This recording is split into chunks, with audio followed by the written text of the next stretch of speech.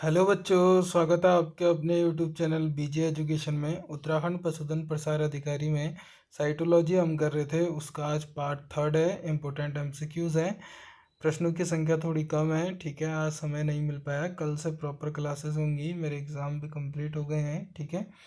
तो इससे पहले एक इन्फॉर्मेशन मेंबरशिप से रिलेटेड है। 299 पर मंथ की रहेगी मेंबरशिप। इम्पोर्टेंट टॉपिक के डिटेल नोट्स, प्रैक्टिस सेट और एमसीक्यू क्लासेस रहेगी। यदि कोई बच्चा 59 वाली मेंबरशिप लेता है, ठीक है, तो उसका जिम्मेदार वो स्वयं होगा और उसके पैसे जो हैं वो उसी में चले जाएंगे, ठीक है। क्योंकि देखिए 59 की आप मेंबरशिप लेते हैं तो उसमें 30% यूट्यूब काट के फिर मुझे मिलता है। तो आप बताइए, आप जब मेंबरशिप लेते हैं तो उसको देखिए कि मेंबरशिप में क्या मिल रहा है। अभी ग्लिच की वजह से वहाँ पे आपको मेंबरशिप वीडियो दिख रही होगी बेसिक में, लेकिन स्टार्टिंग से मैंने आपको बताया है कि 59 पे आपको वीडियो एक्सेस नहीं मिल पाएगा, ठीक है। जब मैं मेंबरशिप बना रहा था तो मुझे लगा था कि लेवल 1 लेवल 2 बनाना पड़ता है, कंपलसरी है, जबकि ऐसा नहीं होता रहा। आप नॉर्मल एक लेवल भी बना सकते हो जिसमें आप क्लासेस चलाते हो, ठीक है। अब आगे से इसका ध्यान रखा जाएगा, लेकिन अभी आपको हर वीडियो में बताया जाता है कि 299 पर मंथ की मेंबरशिप आपको लेनी है और आज या कल में आप ले सकते हैं, क्योंकि जो आपका ठीक एक मंथ में कंप्लीट होगी और आपका एग्ज़ाम भी कंप्लीट हो जाएगा तब तक, ठीक है, जिसमें आप अभी तक के पढ़ाए सारे वीडियो एक्सेस कर लोगे और आने वाले भी। तो आज की क्लास शुरू करते हैं। साइटोलॉजी के कुछ इंपॉर्टेंट क्वेश्चंस देखते हैं। पहला प्रश्न है, निम्नलिखित में से कौन सा कथन असत्य है, फॉल्स है, आपको बताना है। प्रोफेज के अंत में कोशिकाओं में गोल्जी कॉय तथा ईआर दिखाई नहीं देते। Cells at the end of prophase do not show Golgi bodies and ER. Centromere की सतह पर स्थित तस्तरी नुमा संरचनाएं काइनेटोकोर कहलाती हैं। Small disc shaped structure at the surface of the centromeres are called kinetochores. और सी है आपका, मेटाफेज प्लेट तंतु की मध्य रेखा पर बनते हैं। Metaphase plate is formed at the equator of the spindle. या ऑप्शन नंबर डी है, क्रोमोसोम का विभाजन व क्रोमेटिड्स का पृथक्करण टीलोफेज में होता है। Chromosomes splitting and separation of chromatids occur at telophase. तो इसका राइट आंसर है ऑप्शन नंबर डी। जो क्रोमोसोम्स का विभाजन है आपका, वो क्रोमेटिड्स का पृथक्करण टीलोफेज में होता है। कह रहा है ये कथन गलत है। क्रोमोसोम का विभाजन व क्रोमेटिड्स का पृथक्करण प्रच्छावस्था या एनाफेज में होता है, न कि टीलोफेज में। एनाफेज में सेंट्रोमियर विभाजित होते हैं और अर्ध गुणसूत्र विपरीत ध्रुव की ओर जाने लगते हैं। The splitting of centromere and separation of chromatids sister chromatids occur during anaphase not telophase. Question number 59 है, समसूत्री विभाजन होता है। Mitotic division takes place in haploid cells, diploid cells, both haploid and diploid cells, या diploid somatic cells. तो इसका right answer है option number C, both haploid and diploid cells. सूत्री विभाजन कई कोशिका सोमेटिक सेल्स में होता है जिससे वृद्धि होती है। यह विभाजन दोनों अगुणित हैप्लॉइड तथा द्विगुणित डिप्लॉइड दोनों प्रकार की कोशिका में हो सकता है। जैसे कुछ पौधों और कवक में अगुणित कोशिकाओं में भी माइटोसिस होता है। Mitosis occurs in both haploid and diploid cells depending on the organism, though primarily in somatic cells for growth, ठीक है। क्वेश्चन नंबर 60 है, एक कोशिका में विभाजन के बाद भी माइटोकॉन्ड्रिया की संख्या समान रहती है क्योंकि total number of mitochondria in a cell remains constant after division because नए सिरे से माइटोकॉन्ड्रिया का संश्लेषण, de novo synthesis of new mitochondria, mitochondria का कई टुकड़ों में टूट जाना, फ्रेगमेंटेशन ऑफ माइटोकॉन्ड्रिया, निषेचन के कारण संख्या समान बनी रहती है, number is maintain due to fertilisation, या विखंडन द्वारा माइटोकॉन्ड्रिया का दो भागों में विभाजन हो जाना। Mitochondria also divides bye fission into two parts. तो इसका राइट आंसर है ऑप्शन नंबर डी, ठीक है। एक कोशिका विभाजन के बाद भी माइटोकॉन्ड्रिया की संख्या समान रहती है क्योंकि विखंडन फिजन द्वारा माइटोकॉन्ड्रिया का दो भागों में विभाजन हो जाता है। The total number of mitochondria is maintain because they replicate and divide by binary fission prior to cellular division. Question number 61 है, एंडोप्लाज्मिक रेटिकुलम के कार्य होते हैं। Point out the function of endoplasmic reticulum. Mechanical support होता है, lipoprotein एवं glycogen उत्पादन होता है, ट्रांसलोकेशन होता है, या उपयुक्त में से सभी। तो इसका राइट आंसर है ऑप्शन नंबर डी, सभी चीज़ें होती हैं, ठीक है। एंडोप्लाज्मिक रेटिकुलम ईआर कोशिका को आंतरिक यांत्रिक सहारा प्रदान करता है, प्रोटीन लिपिड का परिवहन करता है तथा ग्लाइकोजन और लिपिड उपापचय में मदद करता है। The endoplasmic reticulum provides mechanical support, aids in intracellular transport, translocation and synthesises lipids and carbohydrates. Question number 62 है, एंडोप्लाज्मिक रेटिकुलम को सर्वप्रथम देखा गया। Endoplasmic reticulum was first observed by Fleming द्वारा, बेंडा द्वारा, पोर्टर द्वारा या क्लॉड द्वारा। तो इसका राइट आंसर है ऑप्शन नंबर सी, पोर्टर द्वारा। ठीक है। एंडोप्लाज्मिक जालिका एंडोप्लाज्मिक रेटिकुलम का आविष्कार के.आर. पोर्टर ने वर्ष 1945 में किया था। The endoplasmic reticulum was first observed and described by KR. Porter in 1945। Question number 63 है, जीवद्रव्यी तंतु के दो विपरीत सिरों पर स्थित अंतःद्रव्यी जालिका की दो सिस्टर्नी को जोड़ने वाली नलिकाओं को कहते हैं। Tubules connecting to cisternae of endoplasmic reticulum located at two opposite ends of plasmodesmata are called as microtubules, desmotubules, microfilaments या नन ऑफ द अबव। इसका राइट आंसर है ऑप्शन नंबर बी, डेस्मोट्यूब्यूल्स। एक कोशिका की अंतःप्रद्रव्यी जालिका दूसरी संलग्न कोशिका में डेस्मोट्यूब्यूल्स द्वारा जुड़ी रहती है। Desmotubules are tubular structure derived from the endoplasmic reticulum that traverse plasmodesmata connecting adjacent plant cell. ठीक है। और वो बच्चे भी कमेंट करें जो यूपी से देख रहे हैं। अगर कोई बच्चा ऐसा है जो यूपी में पशुधन प्रसार अधिकारी के फॉर्म आए हैं, 1200 पद आए हैं, ठीक है, तो यदि आप अगर यूपी से देख रहे हैं तो कमेंट करें और चाहते हैं कि यूपी के सिलेबस पे जो दिया गया है और उसके बारे में डिटेल में बताया जाए, तो हम उस पर विचार किया जाएगा कि कितने बच्चे यूपी से हमारा वीडियो देख रहे हैं। ठीक है। क्वेश्चन नंबर 64 है, प्रोटीन निर्माण सतह पर होता है। Protein synthesis takes place on surface of, कहाँ होता है? स्मूथ एंडोप्लाज्मिक रेटिकुलम में, रफ एंडोप्लाज्मिक रेटिकुलम या राइबोसोम में, या माइटोकॉन्ड्रिया में, या राइबोसोम में, क्लोरोप्लास्ट या राइबोसोम में। ठीक है। तो क्या होगा? तो इसका राइट आंसर है ऑप्शन नंबर बी, खुरदुरी एंडोप्लाज्मिक रेटिकुलम में। ठीक है, या फिर आप राइबोसोम कह सकते हैं। प्रोटीन निर्माण खुरदुरे एंडोप्लाज्मिक रेटिकुलम आरईआर की सतह पर होता है क्योंकि इसकी बाहरी सतह पर राइबोसोम जुड़े होते हैं। राइबोसोम को प्रोटीन फैक्ट्री कहा जाता है। Protein synthesis primarily occurs on the surface of rough endoplasmic reticulum and free ribosomes which contain attached ribosomes. Question number 65 है, राइबोसोमल ईएन के किनारे द्वारा जुड़े होते हैं। The ribosomes are attached to the ER by क्या? राइबोफोरिन, आरआरएनए, टीआरएनए या hydrophobic interaction. ठीक है, तो इसका राइट आंसर है option number A, ribophorin. Rough endoplasmic reticulum में राइबोसोम राइबोफोरिन 1 और 2 नामक प्रोटीनों द्वारा जुड़े होते हैं। Ribosomes are bound to the membrane of the rough endoplasmic reticulum by transmembrane glycoproteins called ribophorins. ठीक है, इंपॉर्टेंट क्वेश्चन था ये भी। क्वेश्चन नंबर 66 है, चिकनी अंतःद्रव्यी जालिका इसके संश्लेषण में शामिल होती है। किसके संश्लेषण में होती है? फिर smooth endoplasmic reticulum is involve in the synthesis of proteins, lipids, carbohydrate या न्यूक्लिक एसिड। तो इसका राइट आंसर है ऑप्शन नंबर बी, लिपिड्स। चिकनी अंतःप्रद्रव्यी जालिका एसईआर मुख्य रूप से लिपिड, वसा और स्टेरॉयड हार्मोन्स के संश्लेषण में शामिल होती है। Smooth endoplasmic reticulum SER is the primary site for the synthesis of lipids, phospholipids and steroid hormones. Question number 67 है, निम्न में से कौन से भाग में आनुवंशिक पदार्थ पाया जाता है? Genetic material is mostly found in nucleus, endoplasmic reticulum, ribosomes या लाइसोसोम। तो इसका राइट आंसर है ऑप्शन नंबर ए, न्यूक्लियस। केंद्रक न्यूक्लियस की खोज सर्वप्रथम रॉबर्ट ब्राउन ने 1831 में की थी। इसमें मुख्य रूप से आनुवंशिक पदार्थ डीएनए पाया जाता है।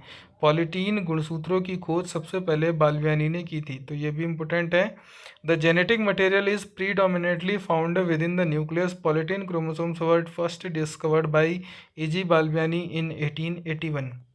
क्वेश्चन नंबर 68 है, रॉबर्ट ब्राउन अपनी किस खोज के लिए जाने जाते हैं? Robert Brown is known for his discovery of chloroplast, nucleus, mitochondria या गोल्जी कॉम्प्लेक्स। तो इसका राइट आंसर है ऑप्शन नंबर बी, केंद्रक, जिसे हम न्यूक्लियस भी कहते हैं।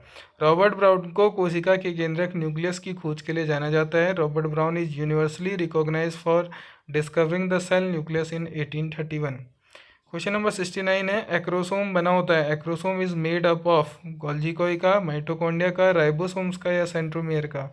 तो इसका राइट आंसर है ऑप्शन नंबर ए, गोल्जी कोई का बना होता है। ठीक है, शुक्राणु के अग्रभाग पर पाया जाने वाला एक टोपी नुमा संरचना एक्रोसोम गोल्जी कोई गोल्जी बॉडी से मिलकर बना होता है। हाईली इंपोर्टेंट क्वेश्चन है आपका। The acrosome of sperm cell is form from the modification of the Golgi apparatus during spermiogenesis.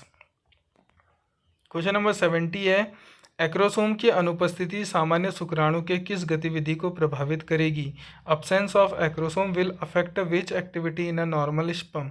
शुक्राणु का परिपक्व होना, मैच्योरेशन ऑफ स्पर्म, संचलन के लिए ऊर्जा का उपयोग, एनर्जी यूटिलाइजेशन फॉर मूवमेंट, अंडाणु में प्रवेश, पेनिट्रेशन इनटू द ओवम, उपयुक्त में से एक से अधिक या नन ऑफ अबव। इसका राइट आंसर है option number C, penetration into the ovum, अंडाणु में प्रवेश।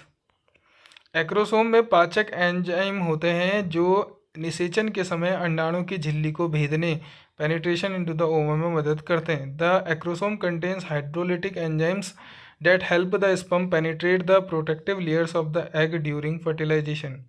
क्वेश्चन नंबर 71 है, डीएनए में पाया जाने वाला वह कौन सा नाइट्रोजन क्षार है जिसमें एक वलय संरचना होती है। Which one is DNA nitrogenous base with single ring structure, uracil, thymine, adenine या ग्वानिन। तो इसका राइट आंसर है option number B, thymine. Purine दो वलय डबल रिंग संरचना होती है, एडेनिन तथा ग्वानिन, जबकि पिरिमिडीन एक वलय सिंगल रिंग संरचना होती है जिसके अंतर्गत साइटोसिन, थाइमिन तथा यूरेसिल आते हैं। डीएनए में थाइमिन होता है। पिरिमिडीन्स have a single ring structure which include cytosine, thymine in DNA and uracil in RNA. Question number 72 है, पॉलीएडिनेशन में होता है। पॉलीडेनेशन इन्वॉल्व्स 7 mgTP से सिरे पर जोड़ना, addition of 7 mgTP to 3n end, poly A पूंछ को हटाना, removal of poly A tail, addition of poly A tail at 5 end या addition of poly A tail to 3 end. इसका राइट आंसर है option number D, addition of poly A tail to 3 end, poly addition हो जाएगा। ठीक है, eukaryotic कोशिका में mRNA के निर्माण के बाद 3 एंड सिरे पर एडेनिन युक्त न्यूक्लियोटाइड्स की अधिक संख्या को जोड़ा जाता है, जिसे को हम पॉलीएडिनेशन कहते हैं। Polyadenylation is the addition of poly A tail to the 3 end of a newly synthesised mRNA molecules in eukaryotes. Question number 73 है, एस प्रकार का राइबोसोम पाया जाता है। S types of ribosome is found in prokaryotic cell, eukaryotic cell, दोनों में या none of above. तो इसका राइट आंसर है option number C, both. S Svedberg इकाई, ये सबसे पहले हमने करा दी थी। दोनों प्रकार की कोशिकाओं में पाया जाता है। प्रोकैरियोटिक कोशिकाओं में 70S तथा यूकैरियोटिक कोशिकाओं में 80S राइबोसोम होते हैं। माइटोकॉन्ड्रिया हरित लवक में 70S होते हैं। Both prokaryotic and eukaryotic cells contain ribosome measured in Svedberg unit, 70S in prokaryotic and 80S in eukaryotes. Question number 74 है, निम्नलिखित में से कौन सा आरआरएनए एक यूकैरियोटिक कोशिका में साइटोप्लाज्म में नहीं पाया जाता। Which of the following rRNA is not found in eukaryotic cell cytoplasm, 5S, 5.8S, 16S या 28S। तो इसका राइट आंसर है option number C, 16S। Eukaryotic कोशिका के साइटोप्लाज्म में 28S, 18S, 5.8S और 5S आरएनए पाए जाते हैं, जबकि 16S राइबोसोमल आरएनए प्रोकैरियोट्स और माइटोकॉन्ड्रिया क्लोरोप्लास्ट में होता है। 16S RNA is typically found in prokaryotes and organelles ribosomes, whereas eukaryotic cytoplasmic ribosomes contain 80S, 18S मतलब 5.8S, 28S and 5S RNase. Question number 75 है, निम्न में से जीन सबसे छोटा RNA. Which of the following is the smallest RNA, mRNA, rRNA, tRNA, hnRNA. तो इसका राइट आंसर है option number C, tRNA. TRNA स्थानांतरण आरएनए सबसे छोटा आरएनए होता है, जिसमें लगभग 73 to 93 न्यूक्लियोटाइड होते हैं। Transfer RNA, tRNA is the smallest of 3 major types of RNA molecules, typically consisting of 73 to 93 nucleotides. Question number 76 है, बाल्बिनी रिंग पाई जाती है। बाल्बिनी रिंग्स फाउंड इन किस में, पॉलीटीन गुणसूत्रों में, लैम्ब्रस गुणसूत्रों में, पॉलीसरोम गुणसूत्रों में या हेट्रोसोम गुणसूत्रों में। तो इसका राइट आंसर है ऑप्शन नंबर ए, पॉलीटीन गुणसूत्रों में। ठीक है, पॉलीटीन गुणसूत्रों की खोज सबसे पहले ईजी बाल्बिनी ने 1881 में चिरोमोनस लार्वा के लार ग्रंथियों में की थी। ये ड्रोसोफिला की लार ग्रंथियों में भी प्रमुखता से पाए जाते हैं। इनमें बाल्बिनी रिंग्स पफ्स होती है। Polytene chromosomes are exceptionally large chromosomes commonly found in the salivary glands of dipteran insect like Drosophila and Chironomus discovered by E G Balbiani. Question number 77 है, पॉलीटीन क्रोमोसोम का नाम सुझाव दिया था, किसने दिया था? The name polytene chromosome was suggested by E G Balbiani, Koller, Heitz या बाउर? तो ये दिया था आपने, ये दिया था कॉलर ने। ठीक है, पॉलीटीन क्रोमोसोम शब्द का नामकरण सुझाव बाद में वैज्ञानिकों द्वारा दिया गया था। The term polytene chromosome was coined to describe this multi standard giant chromosomes. ठीक है, वैसे इसका कॉलर बुक में दिया हुआ है।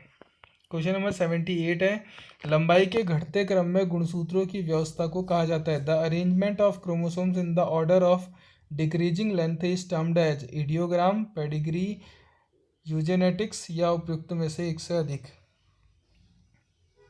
इसका राइट आंसर है option number A, idiogram. Idiogram जीव के हैप्लॉइड या डिस्प्लेड मेटाफेजिक गुणसूत्रों का संयुक्त चित्र है जो गुणसूत्रों के आकार तथा सेंट्रोमियर की स्थिति के घटते क्रम में व्यवस्थित होने से बनता है।